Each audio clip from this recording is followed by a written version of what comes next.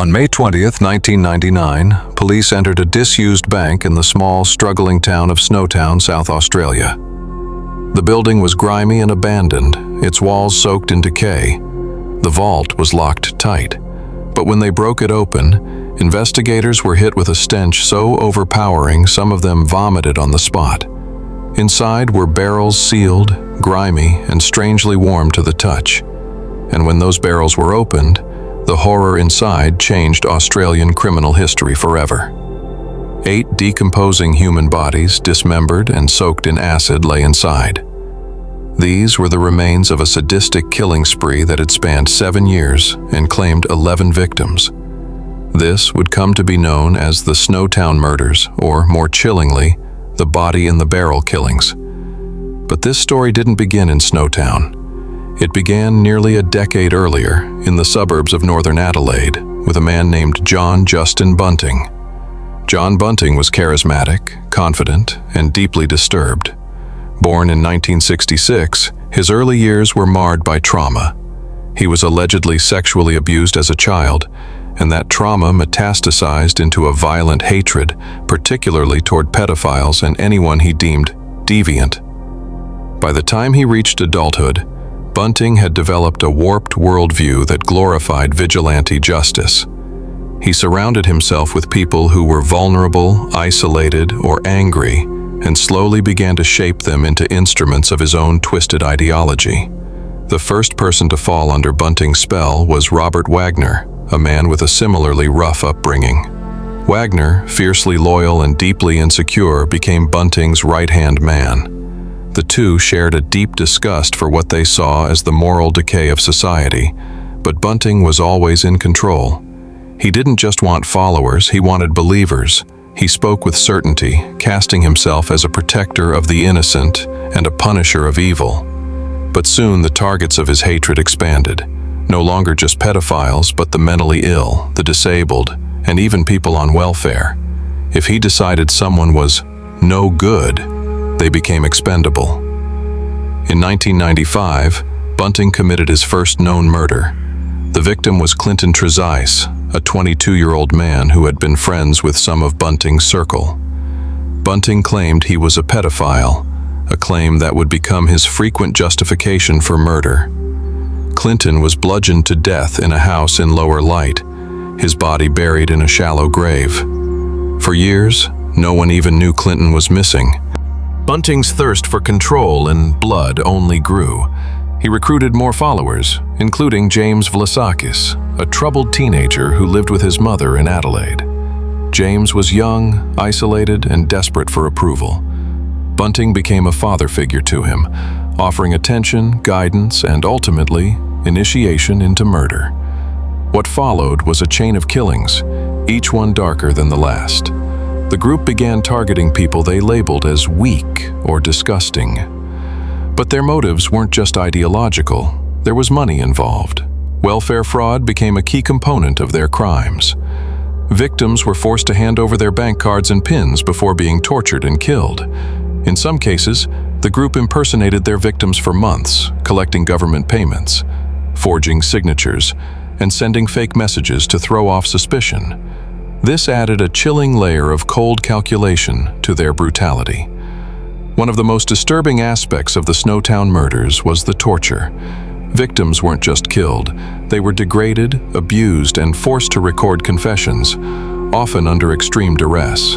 The tapes were never released publicly, but those who heard them described them as haunting, desperate voices, sometimes confused or mentally impaired, confessing to things they may not have even understood. The killers believed these forced confessions justified the murders, but in reality, they were nothing more than a sick display of dominance. In total, 11 people were murdered. Some were friends, some were family members.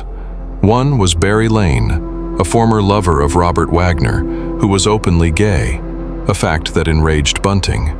Another was Frederick Brooks, a mentally disabled man whom Bunting convinced others was a pedophile. Perhaps the most horrifying was David Johnson, the final victim. He was the half-brother of James Vlasakis.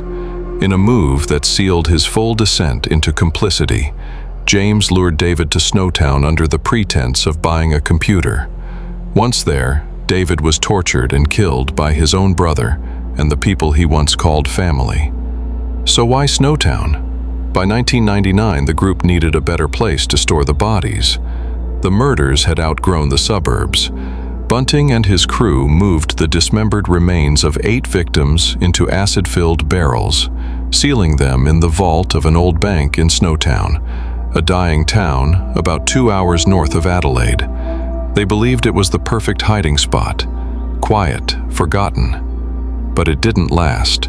The break in the case came from within.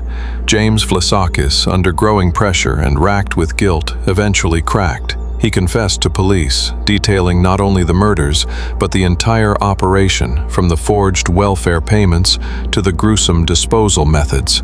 Without James, it's likely the truth would have remained buried, literally. The arrest of Bunting, Wagner, Hayden, and Vlasakis stunned the country.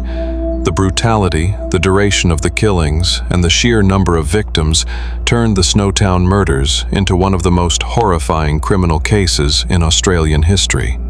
The media descended on Snowtown, turning the tiny town into a symbol of darkness and depravity. Residents were devastated. Many hadn't even known what had been hidden in the bank at the center of their community. The trial, which began in 2001, became the longest and most expensive in South Australian history, lasting nearly a year. The courtroom heard weeks of testimony detailing horrific acts of torture, manipulation, and murder. John Bunting was unmoved, showing no remorse. He remained arrogant, even defiant. Robert Wagner, too, was cold and unemotional. Mark Hayden, who didn't participate in the killings but helped conceal them, appeared broken. James Vlasakis, the key witness, gave graphic and painful testimony, implicating himself and the others. In the end, the verdicts were clear. John Bunting was found guilty of 11 murders and sentenced to life in prison without the possibility of parole. Robert Wagner was convicted of 10 murders, also receiving life without parole. James Vlasakis pleaded guilty to 4 murders and received life with a minimum of 26 years due to his cooperation.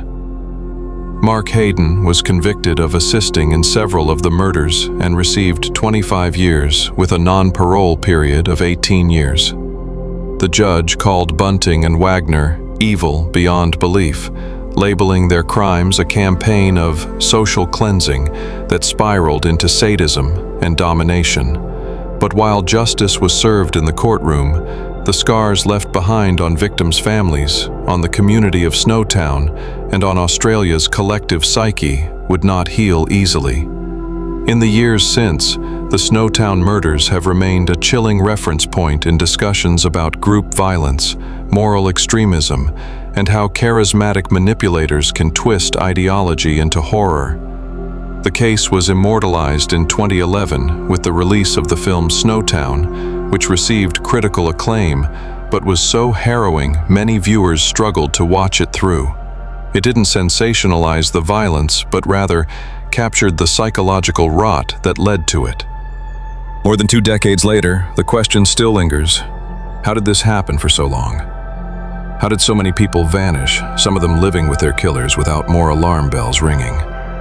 Part of the answer lies in the victims themselves. Many were marginalized, isolated, or transient. Society overlooked them just as the killers had counted on. At its core, the Snowtown murders weren't just about death, they were about power, about control.